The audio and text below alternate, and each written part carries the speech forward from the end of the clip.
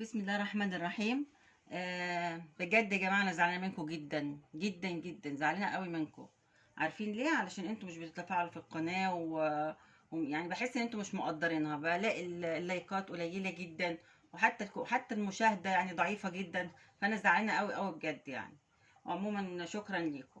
النهارده بقى هنعمل حاجه انتوا، حاجه مهمله جدا، ناس كتير جدا ما بتعملهاش. هنعمل سلطه الشمندر او سلطه البنجر.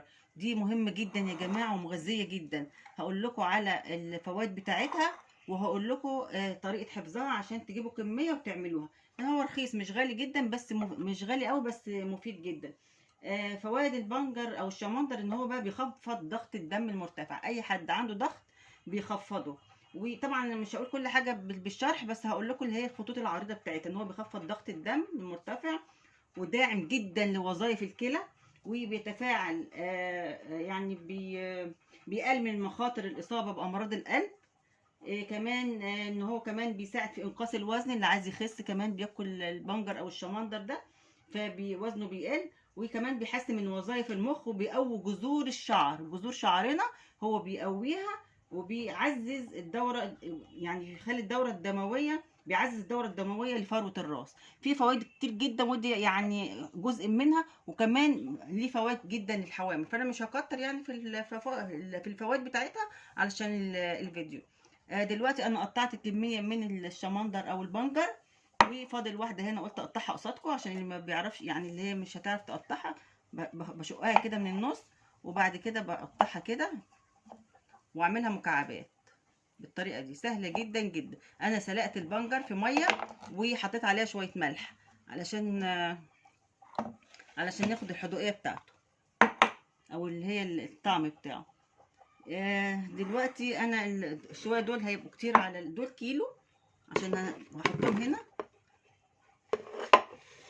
اهو. دلوقتي هحتاج ايه لسلطه البنجر؟ هحتاج عسل،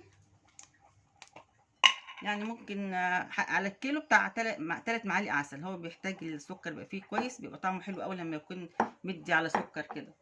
وفي ناس بتحط فلفل اسود وكمون، فلفل اسود وتوم بودر. انا مش هحطهم، انت عايز تحطيهم حطيهم.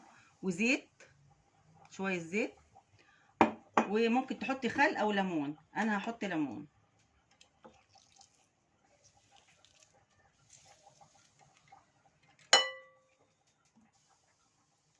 الكميه دي لكيلو.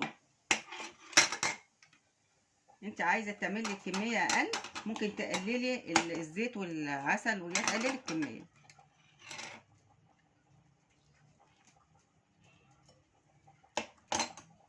طريقته سهله جدا جدا ومش محتاجه لاي مجهود. كده ازود كمان شويه ازود كمان شويه زيت، لان هو كيلو فمحتاج شويه كمان كده.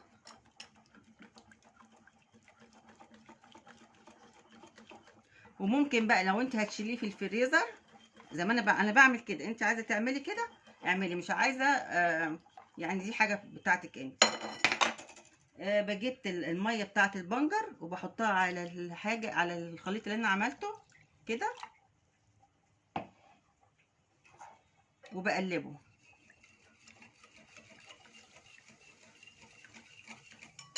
وهجيب البنجر بتاعنا اللي انا عملته اهو، اللي انا مقطعاه، وهدلق عليه الخليط اللي انا عملته. وبجيب علب بقى وبحطها، وبحط فيها الكميه اللي انا عايزاها، وبشيلها في الفريزر بشويه الميه اللي انا حطيتهم، شويه الميه بتوع البنجر كده اهو، وتحتفظي بيه. يبقى احنا دلوقتي قلنا على الفوائد بتاعته، وقلنا على طريقه الاستخدام، وقلنا ايه يعني ان هو مهم جدا جدا البنجر او الشمندر. فاستخدموه يا جماعه سلطه. بصوا اهو الكيلو اللي انا عملته اهو، جمعته حطيته في علب، وحطيته شلته بالميه بتاعته اهو. انت عايزه تشيليه بميته شيليه، اللي هي ميه البنجر. مش عايزه تشيليه بالميه مفيش مشكله. وهحطه في الفريزر، انا عملتها قبل كده، حطيته في الفريزر بيطلع زي ما هو، وبيطلع جميل جدا ومفيد جدا جدا ومغذي. فالف هنا وشفا ليكم.